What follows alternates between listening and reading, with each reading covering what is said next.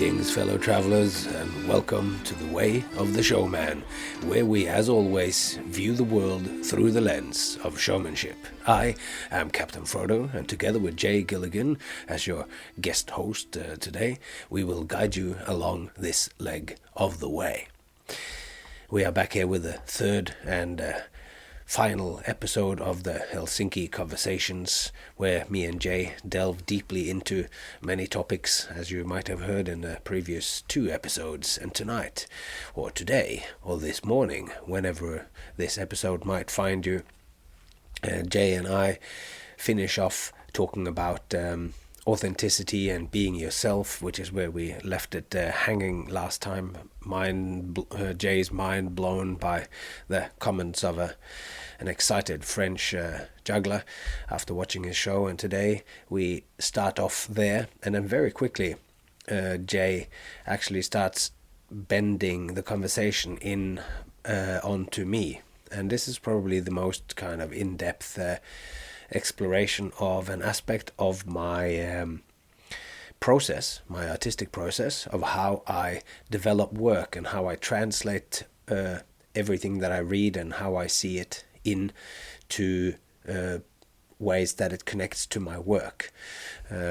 It's a kind of translation, so that's a key kind of word. Another thing which I just watched, John Vervaeke started a new series called Beyond Socrates, and there he said in the end, when he was talking about us needing to do some study on Socrates or whatever, the people who are watching the show, said, read these things as if you need to tell someone about it. And I realized I'd never thought of it quite like that, but I do that all the time. When I'm reading, I might be keeping you in mind. Maybe I have to tell you about this thing that I'm reading. So I'm trying to synthesize the stuff out and put it in my head in ways so that I can express it to you or to Jay or to anyone else that might be interested. So this is another kind of key thing which I don't mention in the conversation about my artistic process, which we're about to jump into now. But I thought it could be a good starting point. So, without further ado, let's jump straight back into the conversation.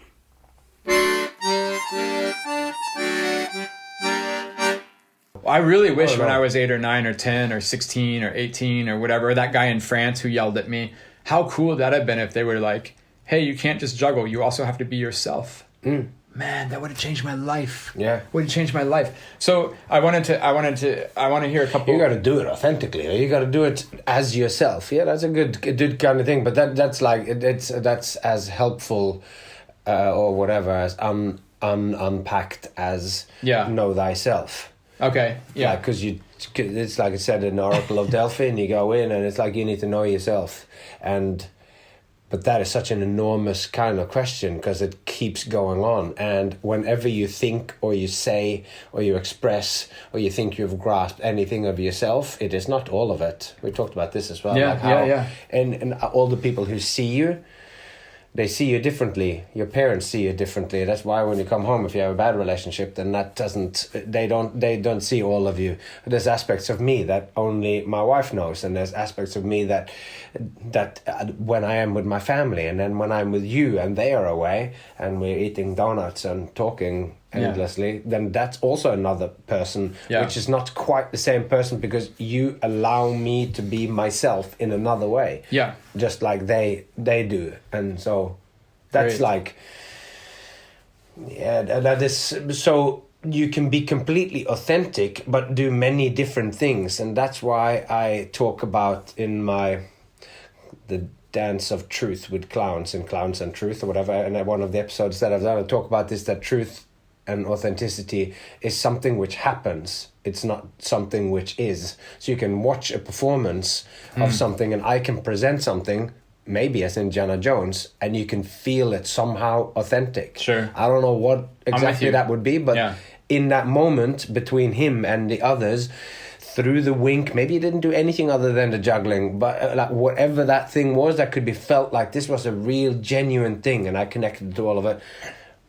Probably it didn't, but... No, I get you. Yeah, and then you can go another place, and then you be with your friends, and then you feel completely authentic in another way, and then you go somewhere else and you feel... But all those three things don't even necessarily add up, so you couldn't do them all in the same show. Because when you're in the show, you got to be in a consistent throughout your performance or whatever. So maybe something in there. That's cool. Do you have energy for a bonus question? Oh yeah. Yeah? Is it okay? Yeah. Because it comes from what you were just saying. So I observed something about you and how you practice and make your work. You seem to have in your, talking about you're saying we can be authentic in different ways and with different people, different contexts, and with your family and now with me and, with your parents and like this, and different sides of yourself can come out in different ways. I've noticed like when I'm hanging out with you or when I'm talking to you a lot, you're always reading lots of books. You're always watching lots of, you seem to know lots of movies. You watch lots of TV shows in the best of ways. Like you kind of keep up on current things, but old things. But what I find, what I wanted to ask you about is you also always, at least it seems to me from the outside, you find a way to connect these things into your work and into your process. And I know we talked about this a little bit yesterday in terms of character of like, man, Frodo is just so crazy. And then it's like, I'd actually rather go home and read a book, like I'm not going to go out and do... It's actually a bit boring. Yeah. Like, you go to your tennis racket act and people go, oh, I'm going to go party with that guy. And you're just like, I want to go home and like write my book. Like you've written books, man. Like, so that's another side of yourself. But what I've noticed that's cool, or what I find maybe not surprising, but I can't really name too many other people I know that are able to connect their process of their work with kind of their holistic, like, curiosity about the world. I mean, can you speak to anything concretely about, or consciously about, like, I mean, maybe it's just intrinsically who you are, but like, do you have any methods? Do you have any sort of systems or techniques or tricks of like, oh man, I was reading this book about poetry, or I was reading this book about, thermodynamics, and then I'm writing this show about dinosaurs. And and when I talk to you, those things aren't just completely disparate. No, they're all connected. You unify things. And yeah, can you speak a little bit about that? I was wondering about that because a guy just contacted me lately and he'd listened to my podcasts and gone like, how can I get into some of this? And gone, I need to read some, I need to brush up on some, need to read beginner's philosophy and need to get into where do I start with poetry and how do I do? And anyways, that made me sort of think, and I listed off a bunch of books that I thought this could be a good place to start. But then I also thought maybe I should do an episode or a couple of episodes about this way that I read books and how I read essays and how I read. So, like, I have a book here. Let's show you just because it's lying right here. Yeah. And I call it active reading. Okay. I think of it as active reading. It's that I'm not just reading the book and just trying to work out what this guy is telling me. I'm doing that. Trying to work out what this guy... This is a book on curiosity. Okay. But it's also about education and about connecting, and it's about depth. Depth learning in the information society, or whatever, in information time, age of information. And did you pick this book because it personally interested you, or because you were working on a project that this is relevant to? It also talks about play. It has a section here as a chapter specifically on play. Gotcha. And I heard my sister or my mother found an article on play, because I'm writing about play at the moment. Gotcha. For the final episodes of whatever this what I think of as season 2, which has gone on for like flipping 40 episodes. So it's just the podcasts are just coming out. But I'm thinking of as closing this idea of the way of the showman, this and play. So I heard an interview with somebody about play, went on to a podcast because I listened to an interview with that guy who had written it together with a play from a neurological point of view was that book. And it was very interesting. But on that same podcast that I then found, a Norwegian podcast that I didn't know, there was an interview with this guy on a book that he had written called Curiosity. And then I listened to that because I sort of know who this, I read another book by this guy before, Marcus Lindholm, and I like what he has to say. But I haven't been completely grabbed by it. And then I heard him speak, and I went, "Oh, this is very interesting." And then I bought the book. Anyway, that was we don't need. So to it's talk relevant. about I mean, this it's book. connected to some work you're doing. Connected to some work that I'm doing. So then, when I am reading this, then I underline all the time. So. But you have a highlighter. So I have a highlighter, so I read with a highlighter and a pen. Yeah. And when I'm going through here, every time when I'm reading a book, I'm also thinking about aspects of all the work that I've done. My young adult novels about Veronica Quirk who loses a leg. That's in there. So all of a sudden some sentences or something is going on in here that connects to, and I have my app on my phone where I go in and write a note there. But then in the...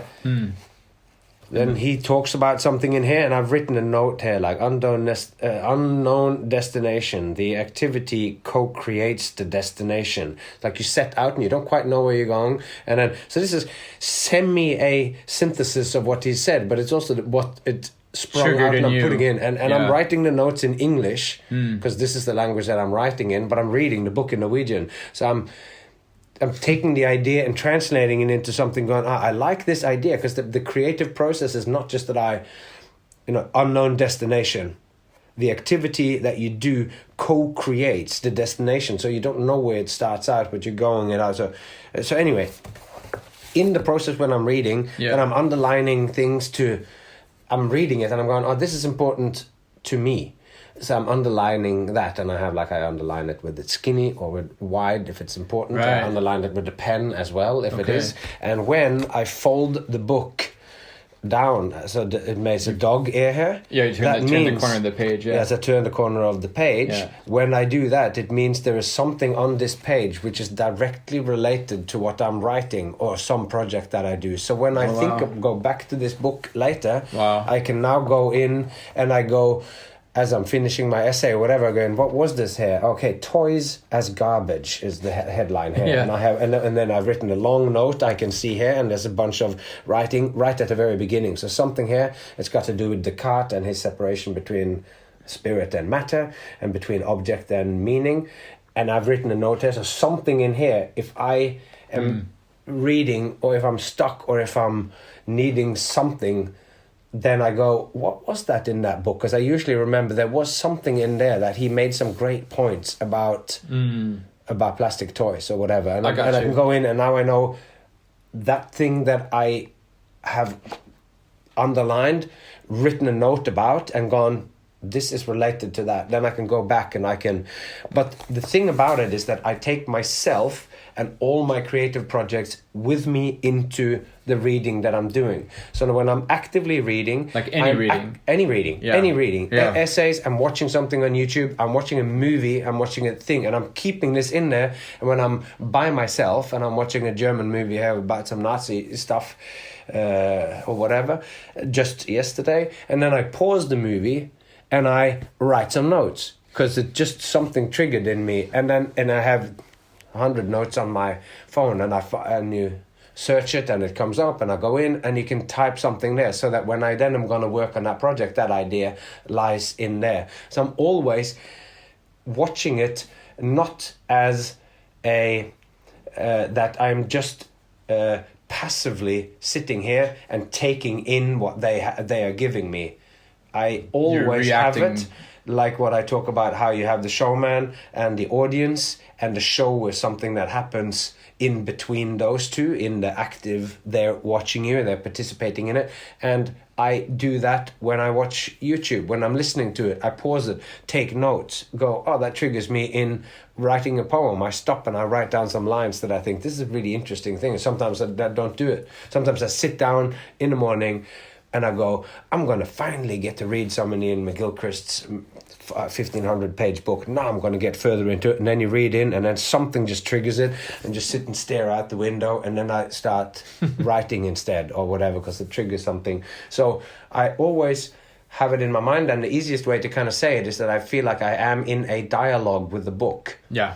And I can pause the conversation whenever I want, but I pause and then I can think. I can think it while I'm reading, but if my thoughts and my response to what's happening in the book becomes too complex, then I can stop and I can take notes, I can adjust it, I can read the sentence or the page several times to go, what is it here that really is resonating? And then I underline, and I might have underlined it already, but then I read it again and I go, actually, I need to underline here too, and this needs to, I write a note on the side, because I'm now having a learned, deep conversation with somebody who have, by the time this book came out, this guy has lived a long life. He's a teacher on the university level, and he has many great thoughts. He has sat down and put hundreds of hours, thousands of hours into this thing. So I'm having a conversation with somebody who's really crafted their arguments and everything. Not all of it resonates with me, and they don't have so many underlinings, because I'm going, this doesn't hurt or whatever, or is this just a story? I'm going, what's the point of this or whatever? This story I'm not going to use for anything. Or so then you just listen to it for 10 pages, and all of a sudden it comes into something. Oh, now he's talking about that thing which is relevant to my dinosaur show, or right, whatever. Right. And well, I have two main questions. One's mundane, and one's a little bit maybe more fun, but they're kind of equally big. So maybe the more fun question is like, how in the world did you ever come up with this system? Was this something you've always done since you were a kid, or is this something that developed over time to more and more level of depth in terms of like, you know, the kind of symbolism of a small line to a bigger line to a folding the page? Like, yeah, is this something you've done your whole life, or is this something you've developed and worked deeply? No, it's something that I've done since I was very young. Now that I moved home to Norway and I looked in books, I read them. Right. I am writing in books then as well. So so this is the way you've kind of interacted with the world since you were young. Yeah, and I think maybe it's also like when you go to a Steiner school or a Waldorf school, you take notes.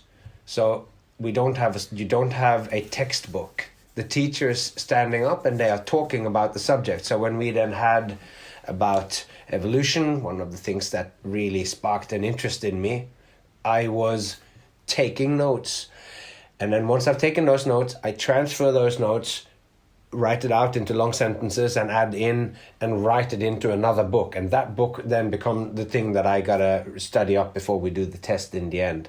And then you gotta illustrate it, and there's gotta be poetry in there, and there's gotta be drawings and all of that. So 12 years of that process. I mean, it's not quite like that when you do first, second, fourth grade, but it goes towards that. Yeah. So the transition of going from the last year 10, 11, 12 in my school and going to the university, there was no difference really in stepping into this other thing of getting a lecture before, taking notes. And I had some of these shorthand things that just a letter means a word, and I know what it is. If it's a capital M, then it means human being and stuff, because menneske in Norwegian or whatever. There's things that I go to, I can see that in the old things too, that note-taking techniques from... Gotcha. And the fact that I then was always taking notes, and then I had to take those notes and then write it into a book that I was going to read and that I was going to be judged on, because reading, they don't judge you with characters, but they write and they see from having spoken to you every day and been in the classroom and seeing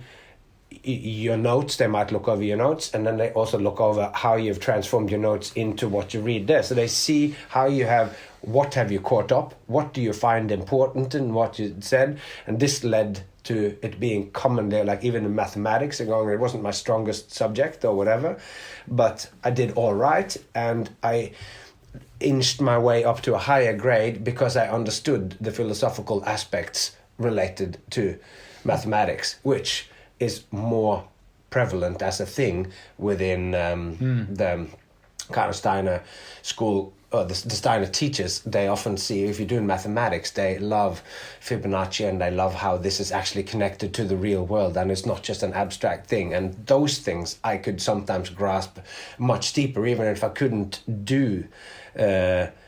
I could do it, but only not virtuosically. Then I could understand the other things, and you could get extra grades for the holistic approach to it. So I have always had this kind of... So maybe that training has had something to do with definitely, it. To synthesize it and to get it in. And this to me is also then connected to the way that I feel like where I go, a showman can also be a writer. who puts all of this work into a story or all of this work into a brilliant essay where you are, and that is meant for somebody to read. It has a beginning and a middle and an end, and it is for one person he could potentially read it out loud, but the book is then like an abstract way. He gives you his 200 hours worth of work for you to turn around and read it, and then it has an effect on you like that. So that's also sort of shaped it. And when I'm writing my notes over, it's for somebody else to read and for me to actually get the information from it. I mean, that's amazing. So to uncover that trace from the past, I mean, I can really see that concretely. But the other big question is, again, it's more mundane than that. That was an incredible story. But I think some of it also comes from, just to kind of blow that out there, to go, this is also the thing that fascinates me with Rudolf Steiner. It is that you can just dig into beekeeping, or you can dig into movement, or you can dig into oration, or you can dig into mathematics, or you can dig into Buddhism or into esoteric medieval Christianity, and he has said something about it, and they are all kind of connected. Right. So having grown up with that, and then I got sort of interested in why is it that this place is like that, and then I lived on this farm for 6 months, because when you're in school they don't teach you about Steiner. So I learned most of that stuff afterwards, and also I started reading some while I was still in school, to kind of work out what is this thing that I have been in for 14 years. Yeah. Where does it come from? Why is the stuff like this? And they are reluctant to tell you, because it's not the school that teaches you about the works of Steiner or whatever. Like it's that's underlying it, but that's not what they're talking about. I see. So and to be with to have met these people who are inspired by him, like more than Steiner himself, but then feeling this thing where people always think that there's something more to it. It's not just maths. It's not just this. It's connected to, you need to take these things and you need to work with them artistically. That's how they get inside you, and you really understand what the numbers are and how it connects together. This it's not just a thing in itself. Mathematics is not just numbers on the page. They are connected to the thing, and projective geometry can be an incredible philosophical exploration of how the point of view changes when you have a reflection on a sphere, for example, for instance, or whatever. Like this.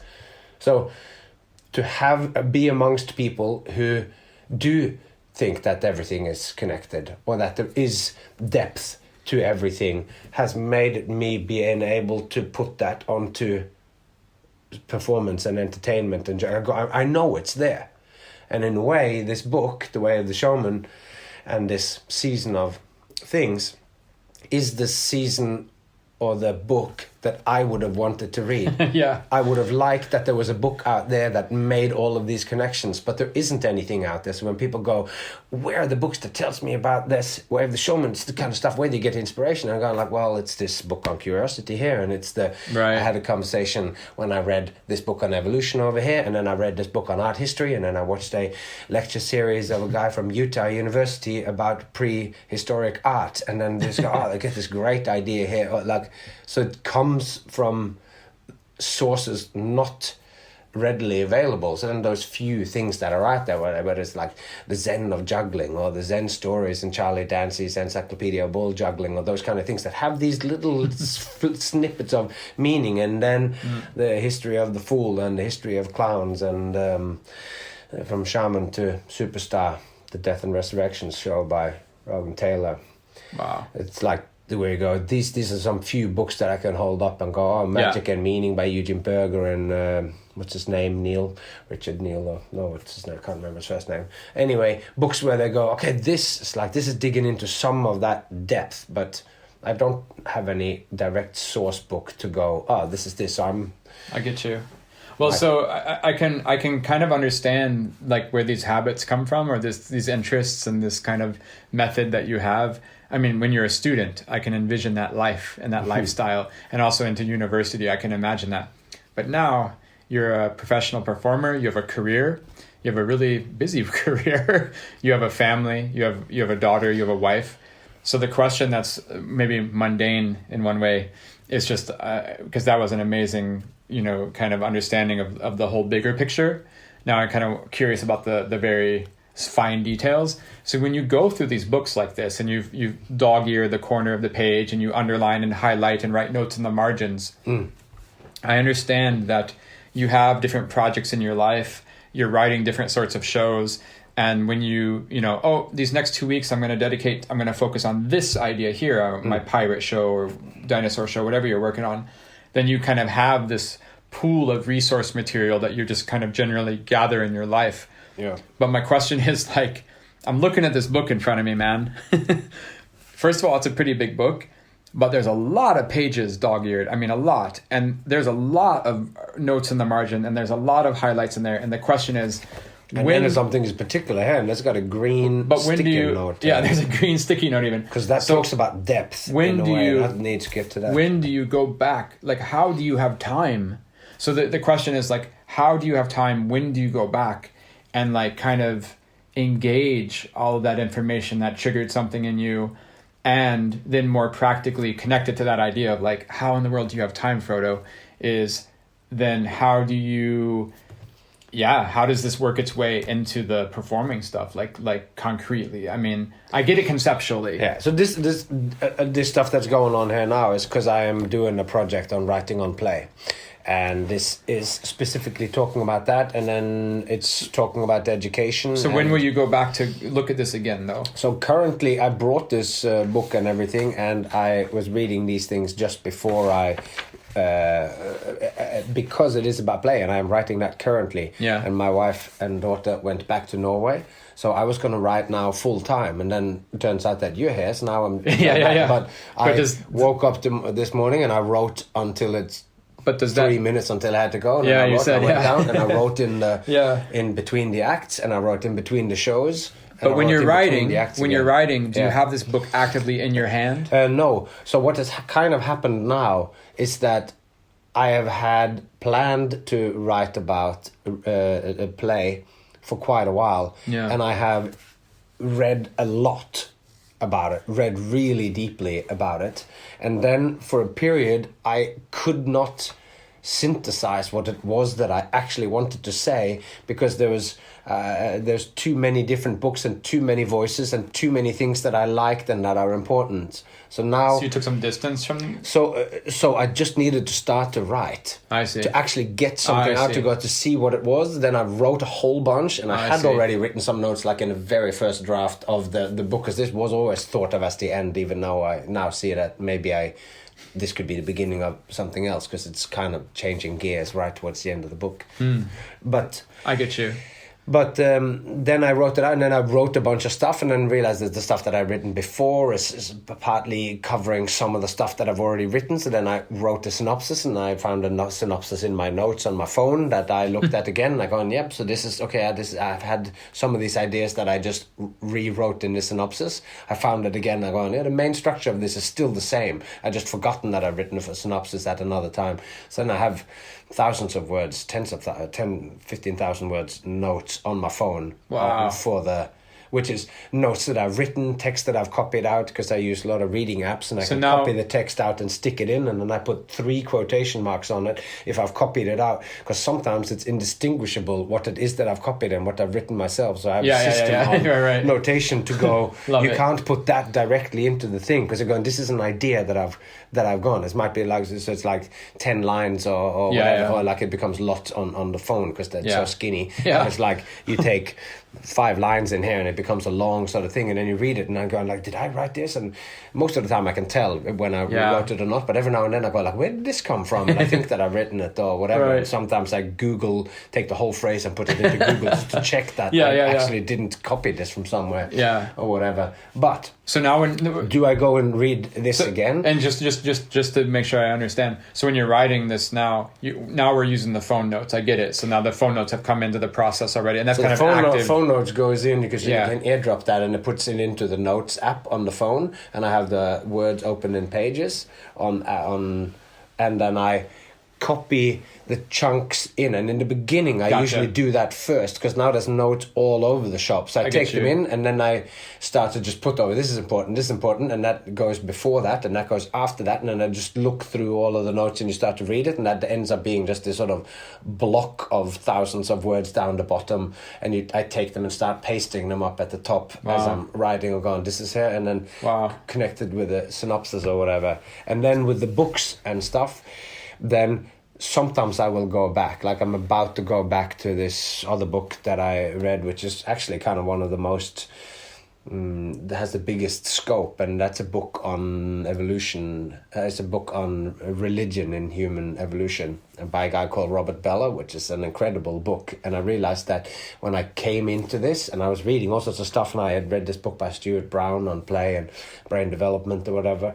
and I thought, that's a great and I thought that some of my stuff came from there, and then I thought that some of it came from this other place, and I couldn't go, where do I have these things, this thing of relaxed field, where does that thing come from? And it's been in my life for a long time of how I think of it. And then all of a sudden I look in this book of religion for something else, because I found a guy online that had written a blog post about this, a guy that I follow for other reasons. And all of a sudden he goes, it's like, in Robert Bellah's monumental, epic 700-page thing of he's like an important guy in sociology, like the whole thing, it pivots on an axle of play. And I go, does it? Because I read that book, but it was in 2010, and I remember certain things from it, but I didn't remember that that's what it.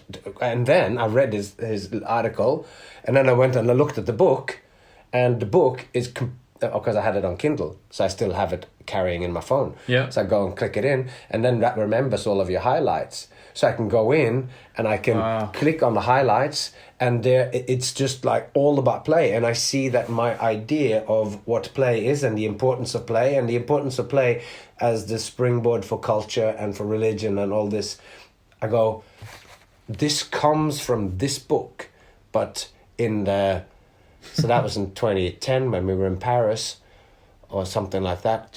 And then I was going like, so that's 12 years ago or whatever now, and I couldn't remember, but I had synthesized these ideas into my own thought. I have thought of play for a long time, and I have notes from wanting to do a whole blog post in 2012 on my blog, but never actually, it never eventuated. It was just in notes on the blog.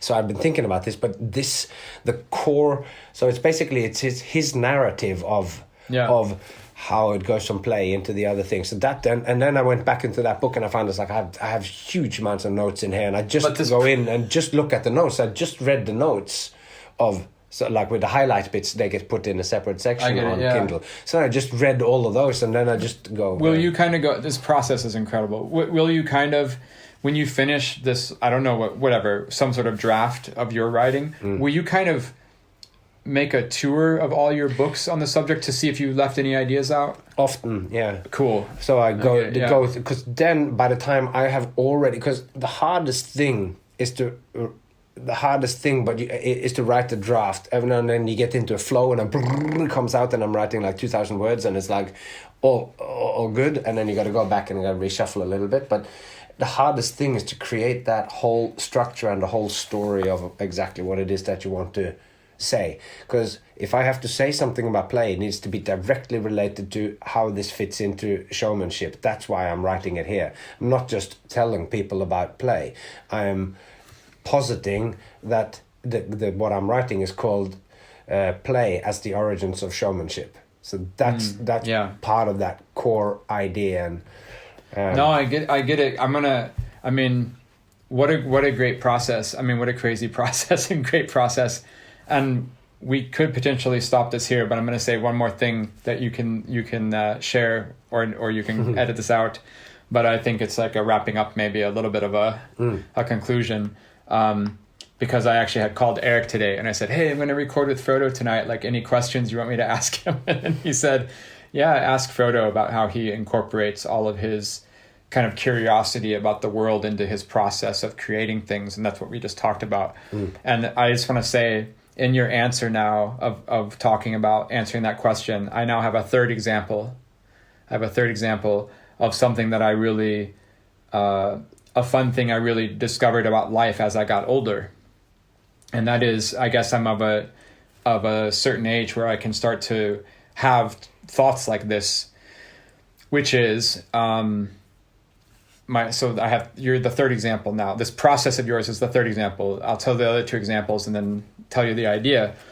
But the first example is that I'm obsessed with the Cirque du Soleil show Mystère in Las Vegas. I've seen it 76 times. And the show's been running for, now 29 years officially, but we can, round it up to 30 years. And I think this show started much of what we understand as contemporary circus today, or new circus, or whatever you want to say. And that's a whole other conversation to record one day. But here's the thing. The first time I saw that show, when it opened in 1993, I couldn't understand. I literally couldn't understand what I was seeing. And that's not hyperbole. That's literal.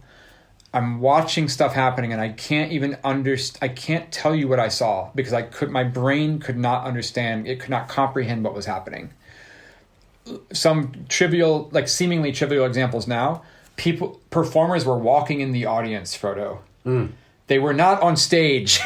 I mean, I was, whatever. I was 16. It didn't compute. I was like, this is insane. How is this happening? So the show, in Mystère, of course, the joke is, it's mystery. Whatever the word for mystery or whatever it is. The show was a mystery to me. And it took on this mythical kind of almost religious place in my life. I think of it, when I've seen the show 76 times, I call it going to church. Yeah. I'm going to go see it 3 more times in 2 weeks from now. I'm going to fly to I'm going to see it 3 times on the trip. And it's like going to church. I'm home when I'm there, spiritually. I don't know, mentally. There's something about seeing that show over the span of the past 30 years. It's imprinted in me. To the point where I watched, I did it with Nouvelle Experience first, and I did it with Mystère after. But first with Nouvelle Experience, I watched the VHS tape for 1 year, every day for 1 year. I would come home from school, and the first thing I did was press play and watch Nouvelle Experience every day for a year. And then I did it later on with Mystère. Pat McGuire, who was in the Micro Motion piece, which is the best piece of juggling I've seen in my life, which was in that show. He got me a secret videotape from the tech booth, super illegal, underground, whatever. And I played that tape every day for a year. So what I'm getting to on the Mystère thing is, now, 30 years later, I'm friends with the performers. Yeah.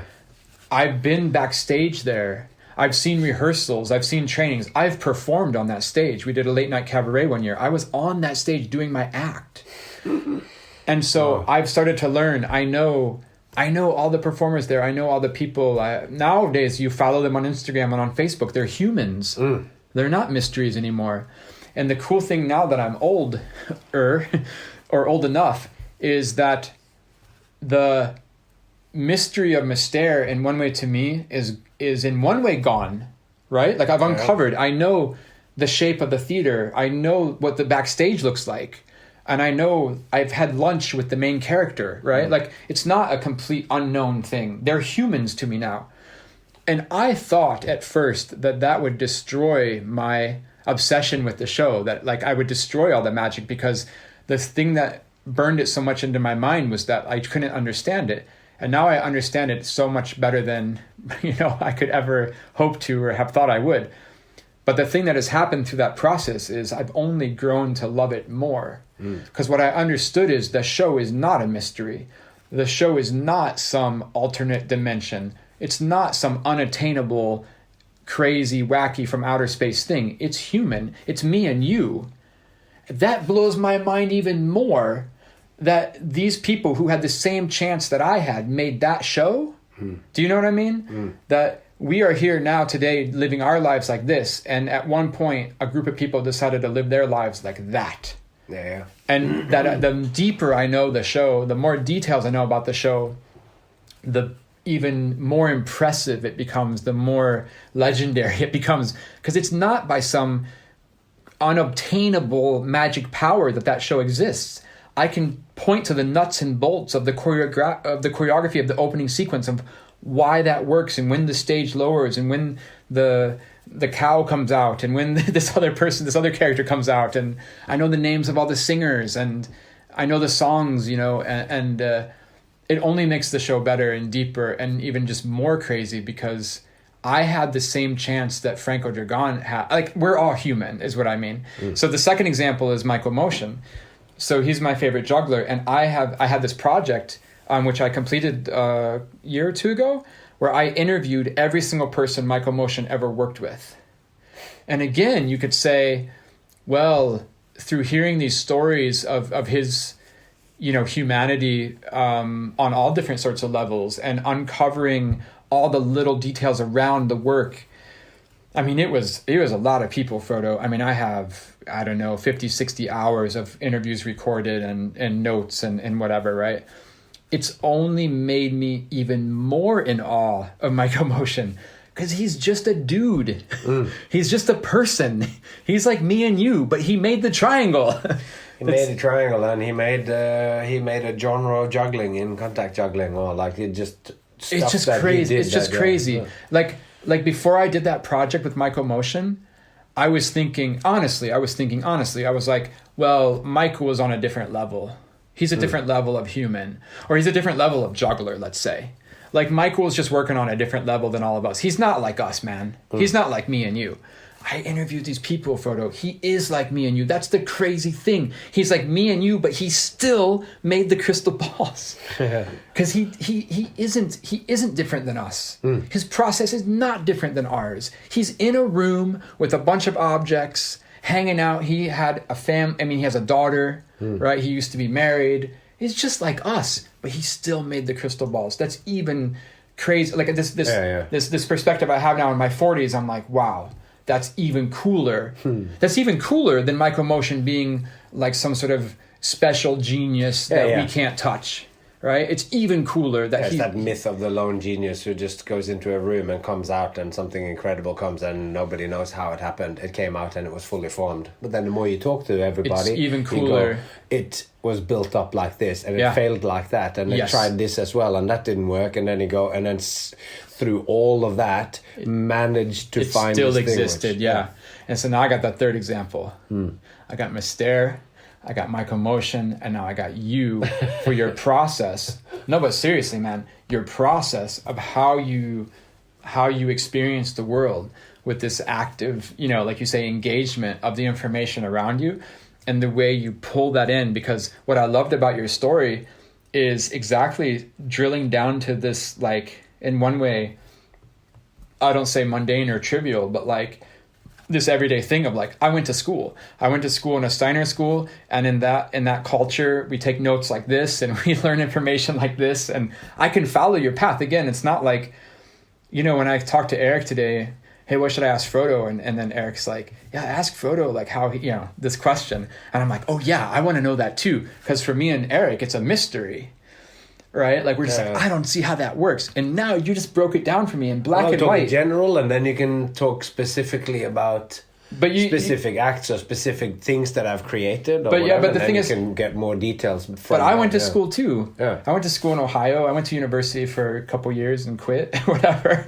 And like, I didn't do this, but you did. And I think it's so amazing to know that your process was human. And I'm not saying it's any less incredible, but it's simple. It's understandable. It's relatable. I get it. The book's in front of me. I can see it. I can see your notes and stuff. And yet, I mean, it's just incredible what you've done with that process, man. It's just, it blows my mind. But it blows my mind because I understand it very fully. And I think that's so cool. So I learned two really great things about you. One yesterday and one today. Today I learned about your process, about how you incorporate all your interests into your life and into your work. That's crazy. That was amazing. And the thing I learned yesterday was this idea that you were the act doctor. And I knew that you had kind of worked here and there in La Soiree with Brett Haylock and whoever else, or whatever the names are. I mess them up. But that you had all those years of experience leading up to some sort of, I don't know, epiphany, but some sort of new phase of your life, of your work. You also pulled that out of me, because I hadn't actually thought that through. because but it makes sense that now. I started to Makes write sense that now. blog right about the time that my daughter was born and all that. I hadn't made those connections before either. That I started to synthesize all this stuff at that time. It makes sense though, right? Because you had that experience of like, oh, can you, oh, this person's got to come into the show. Can you kind of help him out, Frodo? Because like you said, Brett couldn't quite articulate. You had to be that translator. And in you being that translator for all those years. Also, just when you want to talk to somebody, you need to talk to, when you're talking to an artist, that artist need to trust the person who's coming to say something. And sometimes people are nervous going like, is this the producer that's saying this? Yeah. Or are you saying this to me? Am I going to get fired? Like, yeah. And you'd be honest and going, well, it's like... But I think it helps you. I mean, I see it as this way of like you developing your consciousness about these things because you were put in that position to be the person who, in one way, knows those things or can at least articulate those things. And then through having to articulate those things, they go around in your brain. And then that's when it starts to become conscious and not just intuitive. So you had all that kind of like undercover training in one way. And again, it doesn't make it less cool. I don't go, oh, well, of course, Frodo has a great... act or process because Brett Haylock just made him do all this extra practice that I didn't get to have in my life. I don't think it's diminishes what you do. I think it's even more cool that I understand you are not a mysterious anomaly. You're not a, you know what I mean? Like you're a knowable person and your process is knowable. But your process is knowable. Yeah. And that makes it even cooler to understand what you've done with those opportunities. Yeah. I mean, that's awesome, man. And I have learned about you. You have the capacity to pull through on with your obsession that we spoke a bunch about when we did Reflex. Did never actually manage to fully integrate obsession as a theme into that show, but it was something we spoke about.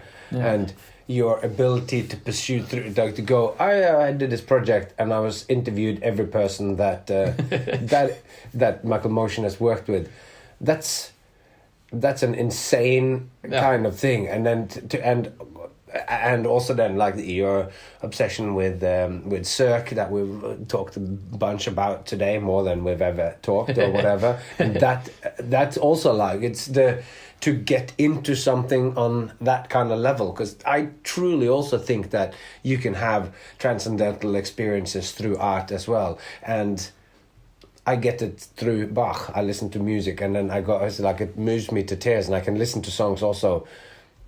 It's just cool. Nausea. It's just cool when I was younger and I look at these monumental things or figures in my life or whatever, however you want to experiences in my life, and I just go like, oh yeah, that's not in one way connected to me. It's not relevant to me. It's because it's not in my world. I'm from Ohio. Yeah. I'm not saying again it's like a self-esteem issue, but it's like you go see Mystere the first time and it's in it's the first custom built theater in the Strip for a Soleil show, right? A residence show. Or even you go see it next week and it's been running almost 30 years. Can you imagine you created that show in 30 years? And you just go like, that's not the world I live in. But suddenly you realize it is the world I live in. And for me, that's an inspiring thought. It's an inspiring thought to say, I'm in no way comparing myself to Michael Motion, but we're both human beings. And I go, I have the same opportunities he has to make work. Wow, that's powerful. It goes back to, maybe we can just sum that up and say, when I was 8 years old, you can't just juggle. It would have been so much cooler to be like, hey, Jay, Michael Motion started off doing 3 balls as well. Right? Yeah. And then go, wait, what? He did? He wasn't, he didn't just start out up here on top. Yeah. He had a human journey of struggles and failures and risk and successes. And he might have had a spangly bow tie as well at some point. Yeah, absolutely. Yeah, absolutely. So I think, that's kind of a nice maybe place to wrap it up and say like, we should, just have that thought about like, that we're all. Yeah, and then you just go, and it's like, in a way, he could just juggle. But no one can just juggle because on the way that we were saying before, as soon as you make any statement about anything, then that thing is less than what it is. Because even when you are just juggling, there is so much more going on at the same time. Yeah. There you go. You are there, you're in the space, you're like, oh, let's not even talk about what it is, but it's always more than, and it's not either or, it's as well as. Yeah. Great, man. All right, well, I'm going to go to sleep. Oh, yeah. I see there are 2 donuts there, though. Those are for you. Maybe we'll knock them out before we go. All right. Hey, man, I'll talk to you again. What a pleasure. See ya. Soon. Bye. Bye. Yep, there goes the end of that conversation. What a wonderful journey it is. I always enjoy talking to that guy, Mr. Jay Gilligan, ladies and gentlemen. So, that's all we have to say for today. But if you would like to buy a t-shirt, go to the show notes and click on it. Get yourself a sweet hoodie. You can look amazing in coming summer or winter or whenever it is that you listen to this, and you can sport this incredible logo. You can see the triangle eye, you can see the circus tent, you know by listening, or if you haven't heard it already, you can go back and listen to the in-depth metaphorical connections that I make to the triangle, to the eye, to the circus tent, and maybe I will do a whole episode just based on the symbology of the logo, so that you can have some pithy things to think about. Anyway, get yourself a hoodie or a t-shirt. Tell some people about this podcast, that we exist. I would certainly love it. And if you want to buy me a virtual coffee, you can do that at buymeacoffee.com/Captain Frodo. And you can find me on social media as Frodo Santini or as Captain Frodo. It's been a pleasure. It's been such a pleasure talking to you and talking to Jay. But until next time, all that's left to say is take care of yourself and those you love. And I hope to see you along the way.